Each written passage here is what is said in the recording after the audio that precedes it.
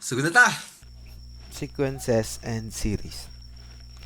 First, we have the Taylor series, obtained as the function of x is equal to the function of a plus the first derivative of function of a over 1 factorial times x minus a plus the second derivative of the function of a over 2 factorial times x minus a squared plus the nth derivative of the function of a over n factorial times x minus a raised to n plus the n plus 1 derivative of the function of z over n plus 1 factorial times x minus a raised to n plus 1, where z is between a and x.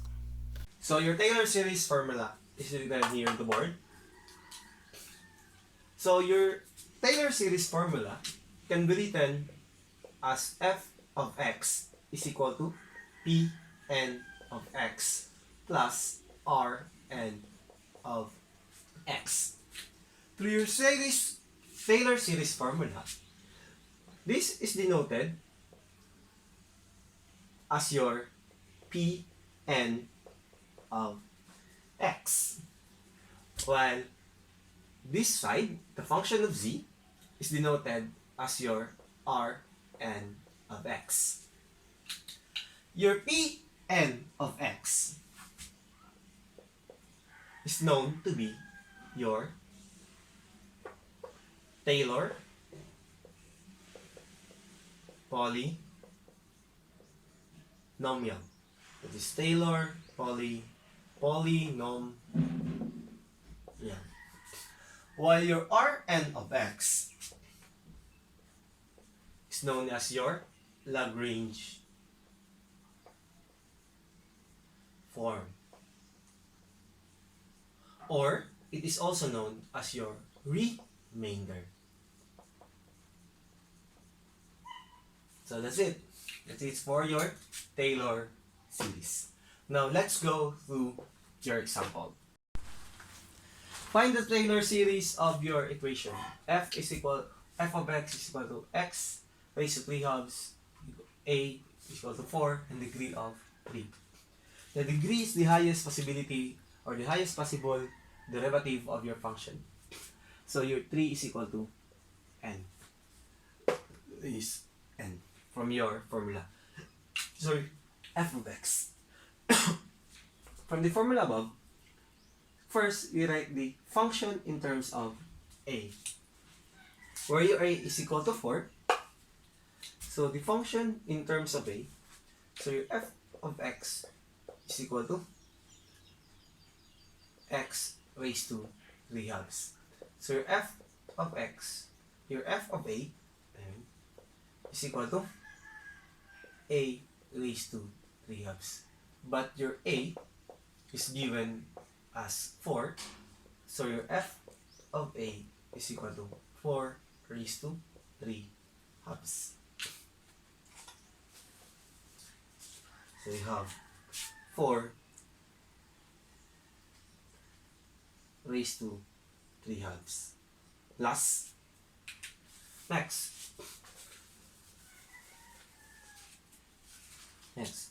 you have the first derivative of your function in terms of a over 1 factorial times x minus a.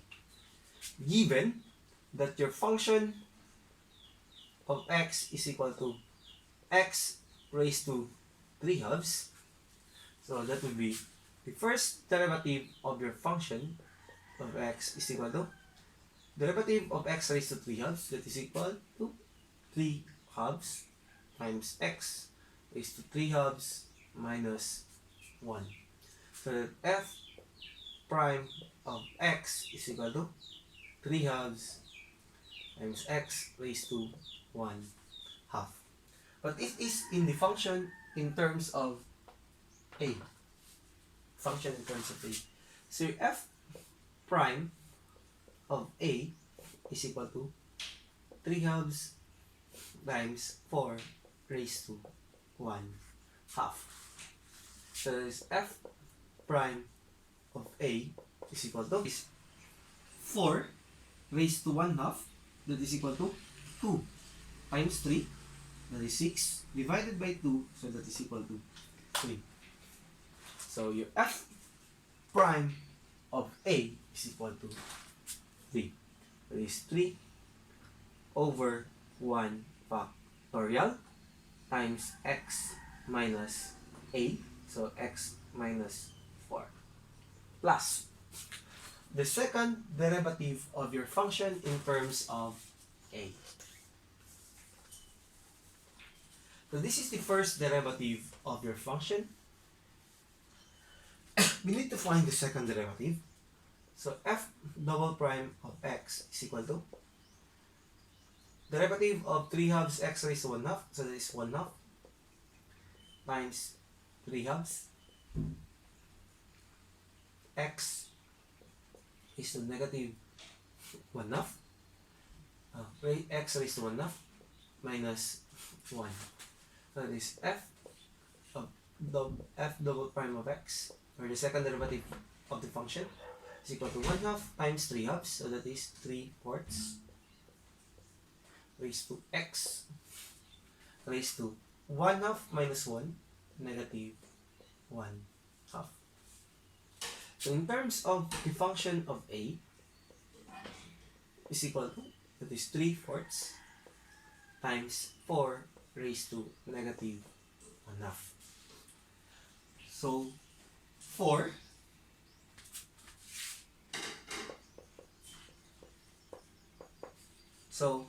raised to negative 1 half is equal to 1 half.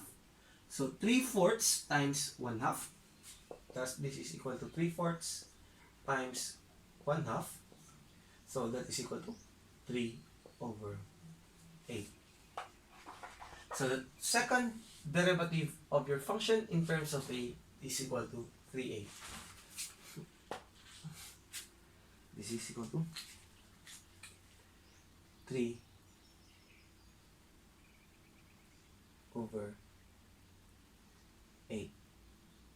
3/8 over 2 factorial times x minus 8 oops, x minus 4, and this is 2, so this is equal to squared.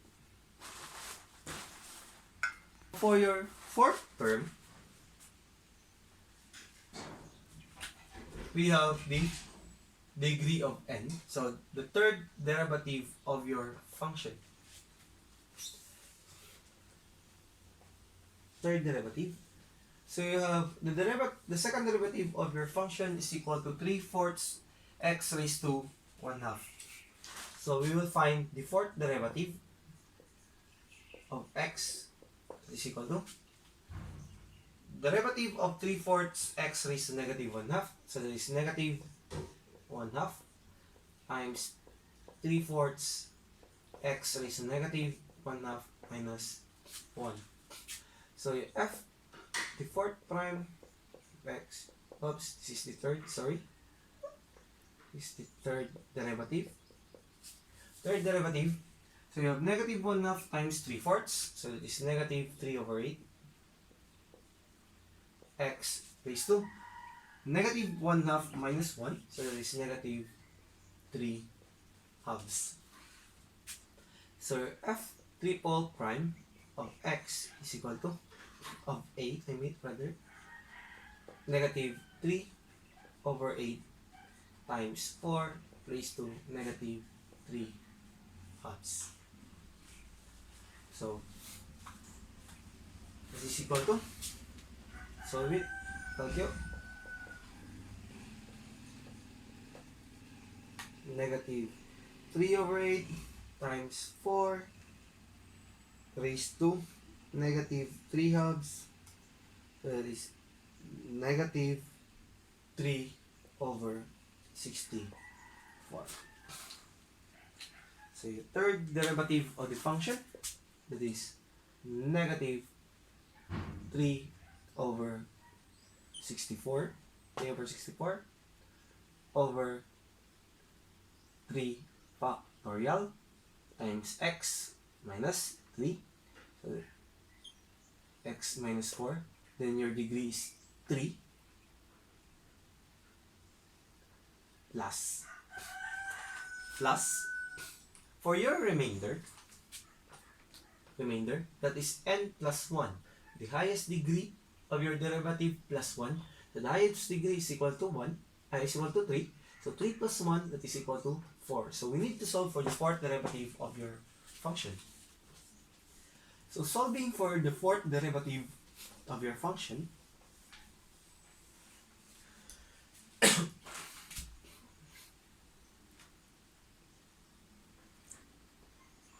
so you have f triple prime of x fourth derivative is equal to is negative 3 halves times negative 3 over 8 times x is negative 3 halves minus 1.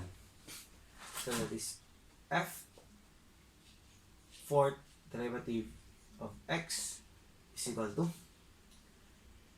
negative 3 halves times negative 3 over 8, that is positive 9 over 16, x raised to negative 3 halves minus 1 is equal to negative 5 halves. But your remainder is in terms of z.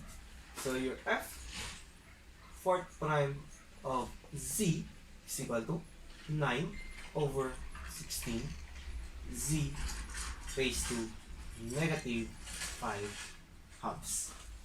So that will be your function of z. So that is 9 over 16 z,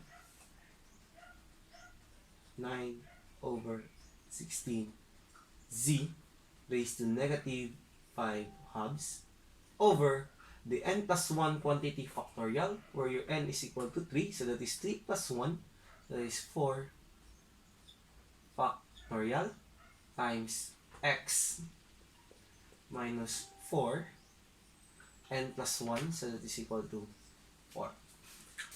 Okay, simplify the term. So you have f of x is equal to 4 raised to 3 halves. So you get 8 plus 3 divided by 1 factorial times x minus 4. So that is 3 times x minus 4 plus 3/8 divided by 2 factorial. 3/8 divided by 2 factorial. So you have positive 3 over 16. 3 over 16 times x minus 4 squared plus negative times positive, so that will be negative. So we have negative sign over here. So negative 3 over 64, negative 3 over 64 divided by 3 factorial, that is negative 1 over 128 times x minus 4 raised to 3 plus 9 over 16 divided by 4 factorial. 9 over 16 divided by 4 factorial, so that equals 3 over 128 z raised to negative 5 over 12 x minus 4 raised to 4. So this will be your Taylor series of the function of x is equal to x raised to 3 halves.